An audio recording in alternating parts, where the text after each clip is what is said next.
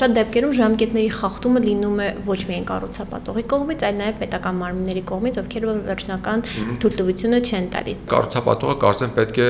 ճիշտ կոմունիկացնի այդ հարցը նաև իր գնորդների հետ եւ բացատրի ինչու է խնդիրը եւ փորձի գնորդների միջոցով ստիպել պետական մարմիններին, որ գան եւ իրենց պարտականությունը անեն։ Բայց սա այն դեպքերի համար եմ ասում, երբ որ կառուցապատողը ամեն ինչ ճիշտ արել է եւ ուղղակի պետական մարմինները չեն հասցնում կամ չեն գալիս, այո, այդ իրենցից կախված գործողություններ անելու համար կամ վախենում են ավարտական ակտ տալ, որ հանկարծ չասեն դուք ստեղ շահագրգռված ունեք, դրա համար չեք տալիս։ Կան դեպքեր, երբ որ կառուցապատողը իսկապես խախտումներով է շինարարությունը անում եւ պետությունը չի կարող այդ գույքը ընդունել, որտեղ կան նախագծային շեղումներ։ Կուզենամ խորհուրդ տալ այն քաղաքացիներին, ովքեր որ հայտնվել են նման իրավիճակում, իրենց իրավունքները խախտվել են։ Ինչ անեն իրենք այդ դեպքում։